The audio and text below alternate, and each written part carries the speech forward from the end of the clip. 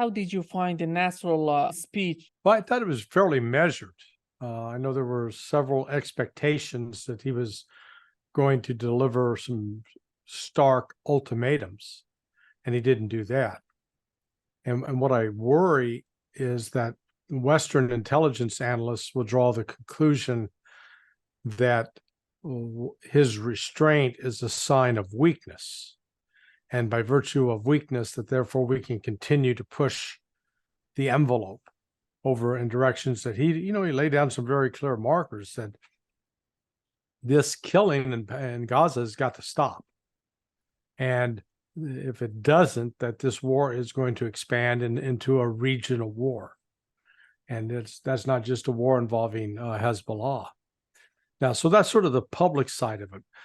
Behind the scenes, or not being reported very much, it shows up in Telegram a bit, is that Hezbollah continues to attack Israeli positions in northern Israel and is destroying tanks and communication sites and creating,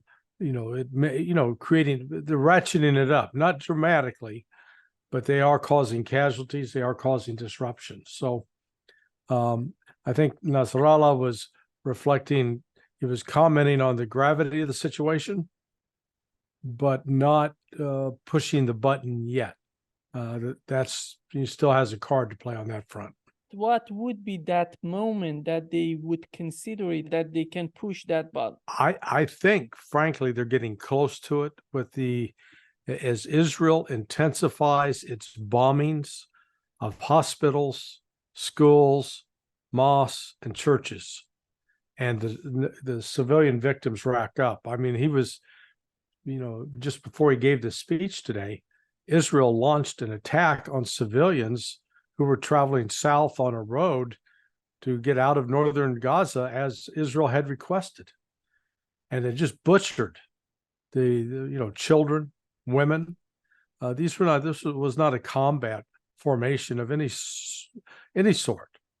And so I think that we've seen also today the IDF bombed a school, bombed outside of a hospital, and also bombed another convoy of Red Cross ambulance carrying people south to the Rafah crossing for both medical treatment and to get out of Gaza. So I mean, there's 4 or 5 incidents right there today, and each one is awful in its own way. So I think that's the button that gets pushed, because at some point the crowds in these countries, the people in Lebanon, people in Iraq, in Yemen, in Syria, in Turkey, Iran, they're going to rise up and demand action, in Egypt as well. Demand action, that this must stop. And, already Israel is so terribly, they're getting more isolated by the day. You've had Bolivia break relations. Chile and Colombia recalled their ambassadors. Honduras broke relations today. So you're getting a significant number of countries in Central and South America that in the past were considered reliable allies of both Israel and the United States. And so these moves are, need to capture the attention both of the Israelis and of the Biden administration. In 25 days, Israel killed more civilians in Gaza than Ukraine civilians have been killed since the Russian went into Ukraine. Well, not only that, but Israel lied about Hamas beheading 40 babies. That was the lie they put out early on. There's absolutely no truth to it. And but if the standard is killing babies, killing toddlers is a heinous crime, which it is, and that then justifies action against a particular country or group of people, then Israel is heaping condemnation upon itself. If those that believe in God and a just God, I can't believe that there will not be some sort of punishment on Israel for this. It's really without cause. It'd be one thing to go out and try to find, root out, kill, capture the Hamas fighters that attacked the Israeli outposts on October, almost a month ago. But that's not what Israel's doing. It's indiscriminate bombing. And they're trying to justify it by saying, well, Hamas is hiding among the civilians. But you can see in a lot of these situations, you don't have Hamas soldiers. Nobody's out there parading in uniform, carrying a firearm. These are civilians. And there is no excuse. You know, what Israel is doing now, it's a little reminiscent of what the United States did in Vietnam, where we napalm villages. You know, that one iconic image of this young girl who had all of her clothing burned off. She's running naked with, you know, terrible second and third degree burns on her body. That started eroding support for the United States around the world. And that's what's happening to Israel. Israel, you know, they may kill a few Hamas people, but they're losing the PR war badly, losing it very badly. What has happened on October 7th? It seems that many Israelis were killed by Israeli forces. How do you find these arguments? Well, it's not an argument, it's facts. It is, you've got two articles now.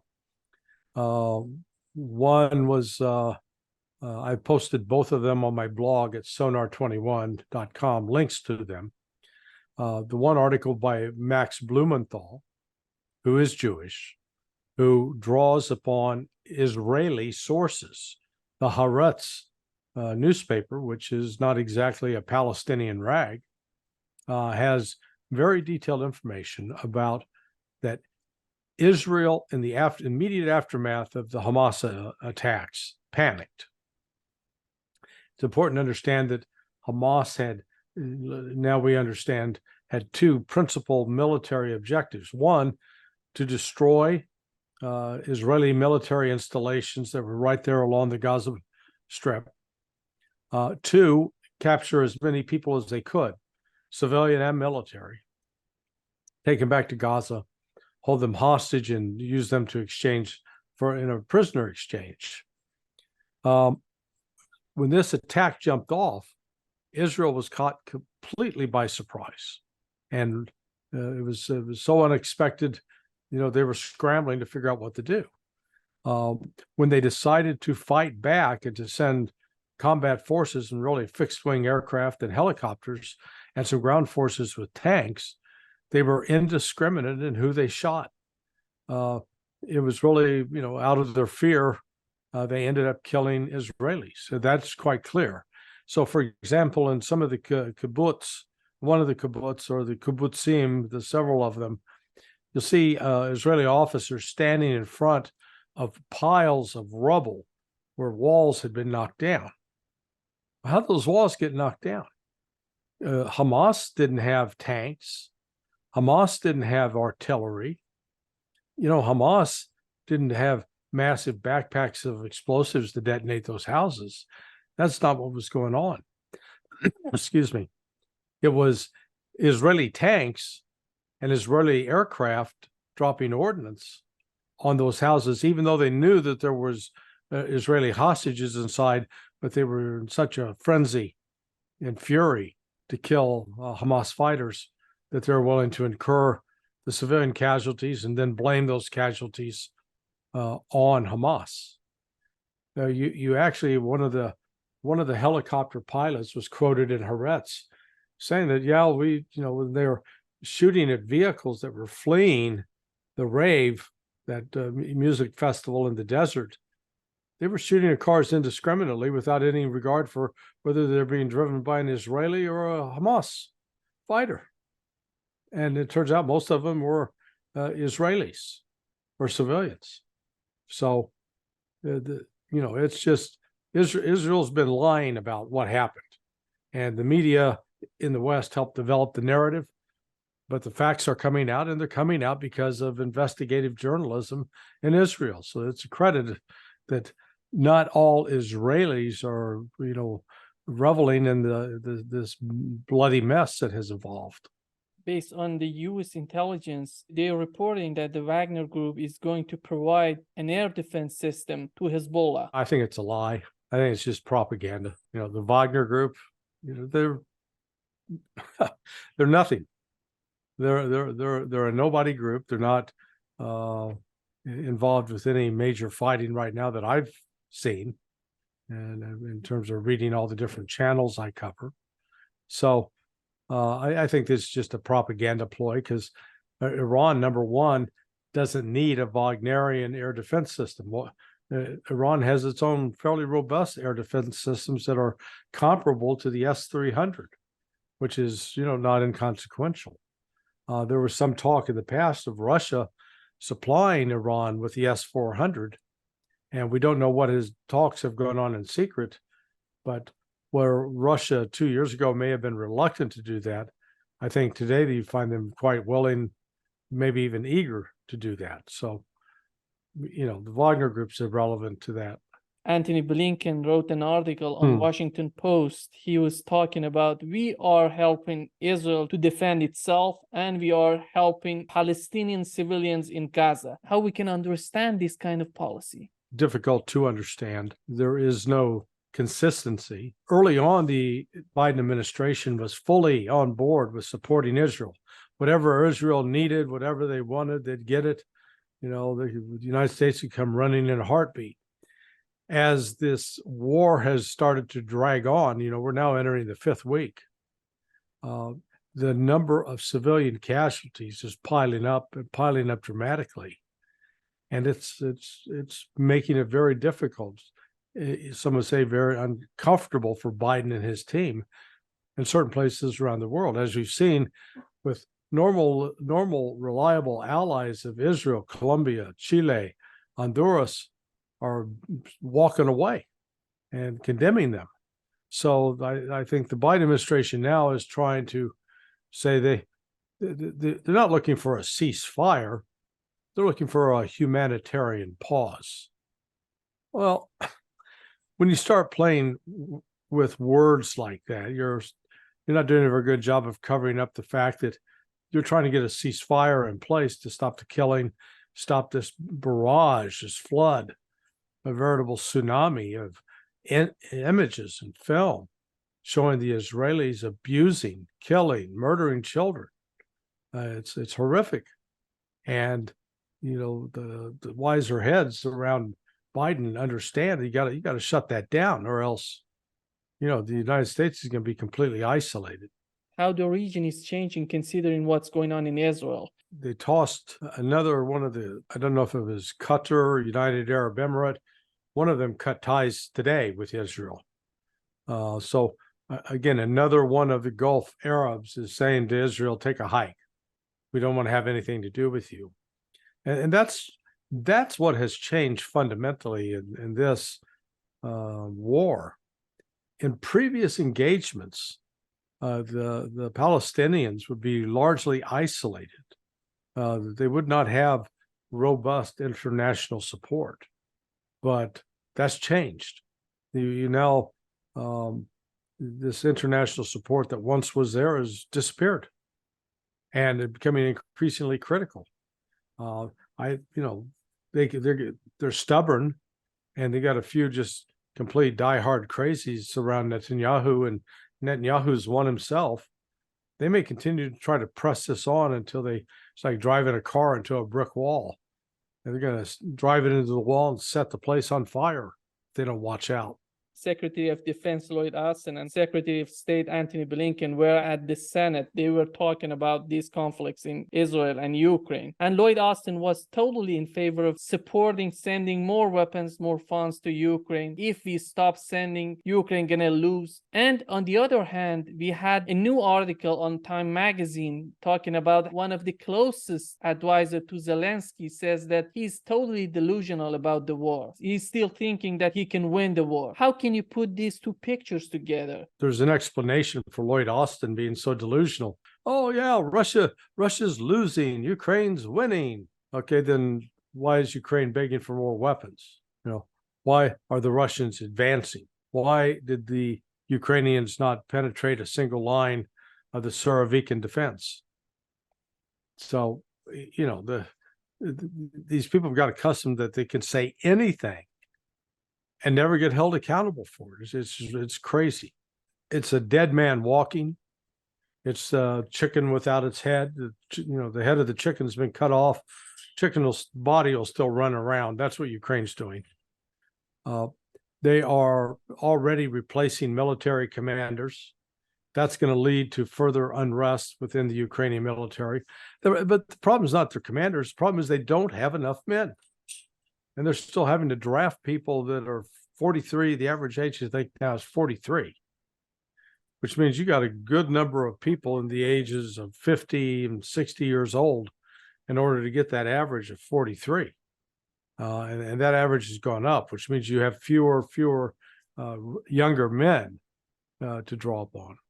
So, I just don't have words to express the astonishment of listening to Lloyd Austin lie like that, because that's all it is. It's just a pure, unadulterated lie. So this Time magazine news article that came out on Monday, scathing, devastating for Zelensky. But let's recall that same magazine 1 year ago declared Zelensky as man of the year. He was greater than Churchill, just more wonderful than Roosevelt, just always incredible. Well, now this year, even members of his staff are being quoted by the various American, the journalists that wrote the story. They're telling him he's deluded, he's delusional, he's out of touch with reality, he's messianic. And they're talking about carrying out a military operation in one part of the country that they said, not only don't we have the weapons, even if we had the weapons, we don't have the men. We don't have the manpower to be able to defend ourselves. So it's just, that's starting to come unraveled. And yet Zelensky went on television yesterday to declare that, oh boy, victory's in sight. We can see the light at the end of the tunnel. This is like a bad replay of the U.S. in Vietnam. Kept announcing victory every week. Oh, we got a new body count. Let's, hey, they're running away. They're going to disappear. And it turns out not to be true. Putin, at the meeting with the member of the public chamber, he was talking about the corruption in Ukraine is almost legalized and the West will not be able to fight it. Right. And he said that they're selling weapons to the Middle East, including Taliban. Do we know any type of weapons that ended up in the hand of Hamas? Well, I don't think Ukraine's been selling weapons to the Taliban for one simple reason. The United States left a boatload of weapons there. I mean, they were in boatload, weapons heaven in terms of the quantity around. It is possible that they are selling it to Hamas or Palestinian Islamic Jihad. That is very likely. They've clearly adopted some of the techniques that have been used both by Russia and Ukraine of having a drone overhead carrying a hand grenade, a bomb, that they can drop it on a particular target, a tank, or a group of men. Just saw a video today of a group of Israelis. They thought they were sitting around in a safe area, just, shooting the breeze. And all of a sudden this drone appears up overhead, drops it. They're not even aware that it's overhead and drops it until the thing hits the ground and explodes. Looks like it killed at least 2-3 people. So, I do find it sort of funny that the West wants to complain about Ukrainian corruption. Is that because the West isn't getting enough in its pocket that it requested? There's a lot of corruption, but instead of us giving Ukraine lectures on honesty and how not to run a corrupt government, hell, we got Joe Biden. We got the best president money can buy here in the United States. And Lord knows he was bought and paid for. How do you see the future of NATO? We have these divisions in Ukraine, these divisions in Israel. We have Turkey that is totally in disagreement with NATO countries. How do you see the future of NATO? I don't think NATO has a future.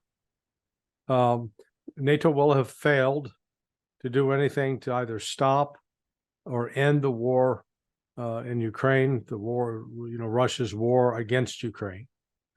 And given the fact that Ukraine had effectively the second largest army in NATO after the United States, and then followed by Turkey, even though Ukraine was not a member of NATO, but still it had this significant military force, tanks, jet aircraft, fixed wing aircraft for transport, and rotary wing. It's been defeated. And despite having all of this advice, all of this material supply from NATO, all of the political support of NATO, people making trips, getting to stand out there in front of the presidential palace with their arm around Zelensky, and it's been a bust. And people don't like being associated with a losing cause, so they'll rapidly begin washing their hands and getting rid of separating themselves from Ukraine. So that means NATO. I think the biggest threat, though, for NATO comes out of Israel, because if Turkey decides to intervene militarily against Israel, then it's game over for NATO. The other thing that is so bold, that is so important, is the UK policy considering Ukraine and Israel. We see they were more aggressive toward Ukraine case, but when it comes to Israel, it's so different. It's so, in many ways, it's so different. Called a double standard. Well, it's a double standard, and that's the problem the West has now. And I think we talked about it last week with the Queen Rania of Jordan. She came out and said, the West has one standard for Ukraine and Russia atrocities there, and a completely different standard with respect to Israel, where Israel commits no war crimes or atrocities. And she said, this is wrong, and this is hypocrisy of the worst degree. You saw it with John Kirby. He was talking about casualties in Ukraine, and he's crying. And then he's talking about, well, there are combat casualties in Gaza, but that's just the price of war. So he gets crocodile tears for Ukraine, not a single wet eye for the children of the Palestinians in Gaza. And people around the world took note. Oh, that's how it goes. Basically, if you're not a lily white skin color, then we don't care about you. That's the message. Do you see any sign of changing in the Netanyahu administration's policy in bombing Gaza? I'm talking about inside the political parties in Israel. Do you see any sign of fraction, any sign of division between them? Yeah, I do. I think that's one of the things that's going to emerge and become more prominent, I think, in the next couple of weeks. At the outset, Netanyahu did not enjoy widespread support. And yet the events of October 7th sort of united everybody in Israel about it's us against them. Well, now that more and more reports are coming out that they lied about the attacks, they lied about what Israel did in terms of killing its own citizens. They lied about not having advance warning that Hamas might try something like this. People are going to become more and more angry. And I think Netanyahu will be lucky to survive in office to the end of the year. Why they're lying so much since this conflict started in every aspect, killing children, talking about how they were attacked, in everything. You see, there is a lot of lies in these 25 days. Yeah, no, well, that's how they stay in power. You embrace the lie and you tell it loud enough and long enough, people believe it. That's what's happened in America. I mean, if Americans who watch only the cable news shows, including MSNBC, ABC, CBS, Fox, MSNBC, CNN, they're going to come away with one sort of worldview that, Israel's defending itself against a ruthless terrorist group, and Israel has done nothing wrong. Israel's doing everything right. That's the message they'll get. There was a monopoly before these social media coming out like this. How do you see the role of these social media in finding more evidence, more truth? And I agree with you that in the past, like in the 2006 and invasion into southern Lebanon, social media was not as big an influence then as it is now. And it was easier to control the narrative because you'd limit who could go out and cover it as a correspondent for any of the major TV networks or the radio networks or the newspapers, or even magazines like U.S. News and World Report, Time, Newsweek. Those traditional media sources, some of them are still around, but they've lost audience. Most people, particularly under the age of 30, under the age of 40, they don't get their news that way anyway. They don't pay that much attention to that. They get their news over their cell phone, they pull it up here and go on to a variety of applications from, WhatsApp, TikTok, Instagram, X. And the information can spread virally, spread rapidly, and the governments don't have a lot of control over it still. So it is one way to be sort of subversive, that if your government is trying to restrict your access to other channels, all you got to do is get a VPN, and then you can actually log into those other channels, and the government can't stop you so far. Last time we talked about this conflict in Ukraine, you said that you don't believe that it's going to last through 2024 election. Right. Do you still believe that? Well, I believe that now more than ever. The support that's going to Israel is support that would have gone to Ukraine. So Ukraine is no longer at the front of the line to get food, to get clothing, to get weapons, to get ammunition. They're at the back of the line. Israel's first, foremost, favorite child, as it were. So all Ukraine's going to get now are hand-me-downs. Chris Christie is advocating for sending more funds and weapons on the Republican Party. And we have Mike Johnson, the Speaker of the House, who's totally in favor of shifting the focus in Israel. The difference is Mike Johnson has the Speaker's gavel, has the power. Chris Christie, all he's got is a box of donuts that he's trying to eat. So he has no clout on this issue. It seems that still Vivek Ramaswamy has a good chance. Yeah, no, I don't think. Because he's writing, if you look at his tweets, considering Israel is totally radical. It's unbelievable. He's gone off the deep end. Before you could count on him to talk some sense about U.S. getting engaged with overseas military adventures. Now he's just completely unglued. So Nikki Haley as well. She's advocating for nuclear war with Iran. That's going to be the practical effect. She thinks we need to attack Iran, blow up some of its oil depots, and it's crazy stuff like that. These people are going to keep pushing and pushing and pushing until we reach a point that war is going to break out, and they won't be able to contain it, and it will spread. You said the war with Iran. It seems that between the Republican Party, they're talking more and more about this attacking Iran, bombing Iran. Do you think that it's going to be a viable choice to go after bombing Iran and going to war with Iran? Is that possible to fight a conventional war, just like you're seeing in Ukraine between United States and Iran? No, because Iran is 4 times the size of Iraq, for starters. The United States couldn't even contain the insurgency in Iraq. So what the hell are they going to do with a country that's 4 times larger and has nuclear weapons and has other advanced weaponry that Iraq never had? So it's just part of the craziness of our time.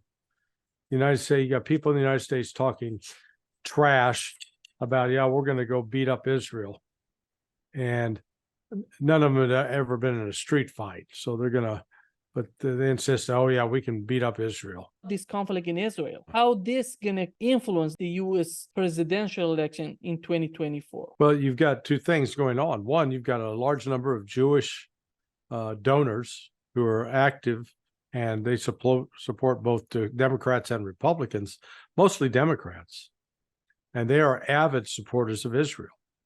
Up to this point, Biden has been placating them, but there are Arab communities, particularly in Michigan and some places in Texas, that are feeling equally at risk or threatened, and they don't have as much money as the Jewish side does, but still they're trying to use their money to persuade Biden to tone it down, which he's done that.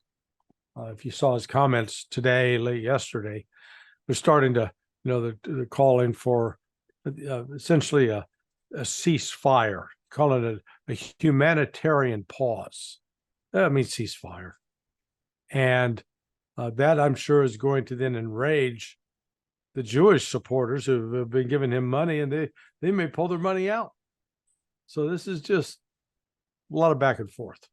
Larry, the UN General Assembly discussed the U.S. embargo on Cuba. They were talking about ending this embargo on Cuba. 2 countries voted against, the U.S. and Israel, and the rest of the countries were in favor of ending this embargo. Well, we're going on roughly 61 years, 62 years since the imposition of that embargo. And what has it accomplished? Impoverished Cuba, hasn't changed the Cuban political situation at all, hasn't made the Castro, when Fidel Castro was alive and his brother, then the legacy hasn't made them more unpopular. So this is just, this again is sort of a legacy of the Cold War left over, with the United States not able to let go of it because of its fear of alienating Cuban American voters. It is, it's an absurd policy, but I think we've learned that the United States is always going to do certain things that are in the absurd.